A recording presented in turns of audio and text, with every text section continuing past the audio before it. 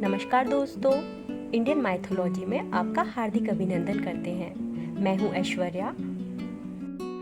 आपने अक्सर आरती के समय मंदिरों में शंख की आवाज़ सुनी होगी। प्रातः बहुत से हिंदू घरों में शंख देखना बेहद आम बात है।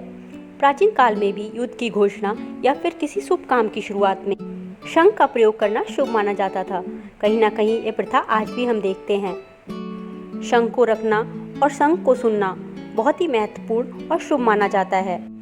लेकिन देवों के देव महादेव भगवान शंकर की पूजा में शंख नहीं बजाया जाता है। तो आइए जानते हैं इस बारे में, आखिर क्यों भगवान शंकर की पूजा में शंख नहीं बजाया जाता है। संसार के संहारकर्ता भगवान शिव की पूजा में शंख क्यों नहीं बजाया जाता है, इसके पीछे एक पौराणिक कथा है। भगवान शिव की पूजा में शंख का प्रयोग नहीं होता है और ना ही उन्हें शंख से जल दिया जाता है। इन सब का उल्लेख ब्रह्म वैवर्त पुराण में मिलता है। एक बार राधा गौलोक से कहीं बाहर गई थी। उस समय श्री कृष्ण अपनी विरजा नाम की एक सखी के साथ विहार कर रहे थे। संयोगवश राधा वहां आ गई। विरजा के साथ कृष्ण को देखकर राधा क्रोधित हो गई। कृष्ण एवं विरजा को भला बुरा कहने लगी। लज्जावंश विरजा नदी बनकर बहने लगी।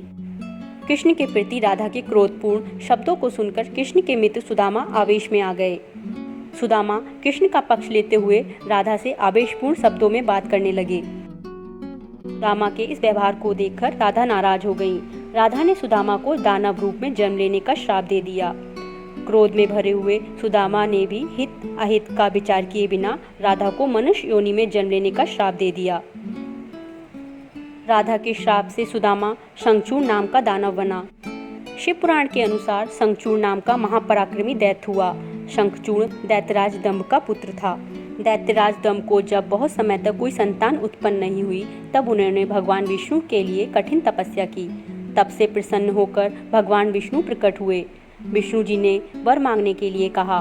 तब दंभ ने तीनों लोकों के लिए एक अजय महापराक्रमी पुत्र का वर मांगा। श्रीहरि तथास्तु बोलकर अंतर्ध्यान हो गए। तब दंभ के यहाँ एक पुत्र का जन्म हुआ, जिसका नाम शंखचूड़ पड़ा।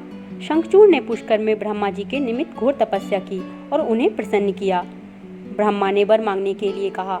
तब शंखचूड़ ने वर मांगा कि वह देवी देवताओं के लिए अजय हो जाए। ब्रह्मा जी ने तथास्तु बोला और उसे श्री कृष्ण कवच दे दिया। साथ ही ब्रह्मा जी ने शंखचूड़ को धनध्वज की कन्या तुलसी से विवाह करने की आज्ञा दी। फिर वे अंतर्ध्यान हो गए। ब्रह्मा जी की आज्ञा से तुलसी और शंखचूड़ का विवाह हो गया। ब्रह्मा और विष्णु के वरदान के मद में चूड़ दैत्यराज शंखचूड़ ने तीनों लोकों पर स्वामित्व स्थापित कर लिया। देवताओं ने त्रस्त होकर विष्णु से मदद मांगी, परंतु उन्होंने खुद दंभ को ऐसे पुत्र का वरदान दिया था, अतः उन्होंने शिव से प्रार्थना की। तब शिव ने देवताओं के इस दुख को दूर करने का निश्चय किया और वे चल दिए। परंतु श्री कृष्ण कवच और तुलसी के पतिव्रत धर्म की वजह से शिव जी भी उसका वध करने में सफल नहीं हो पा रहे थे। तब विष्णु जी ने ब्राह्मण रूप धरकर दैत्यराज से उनका श्री कृष्ण कवच दान में ले लिया। तब भगवान शिव ने अपने शंख से शंखचूड़ को भस्म कर दिया। शंखचूड़ विष्णु और देवी लक्ष्मी का परम भक्त था। इसी कारण भगवान विष्णु ने इसकी हड्डियों से शंख का निर्माण किया। इसलिए विष्णु भगवान व अन्य देवी देवताओं को शंख से जल अर्पित किया जाता है।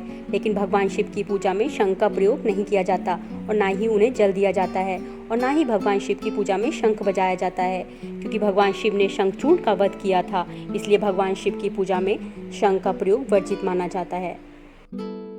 दोस्तों, तो आपको हमारी स्टोरी कैसी लगी? अगर आपको हमारी स्टोरी पसंद आई है तो इसे लाइक और शेयर करना ना भूलें और ऐसे ही धार्मिक स्टोरी को सुनने के लिए हमारे चैनल को सब्सक्राइब करना ना भूलें।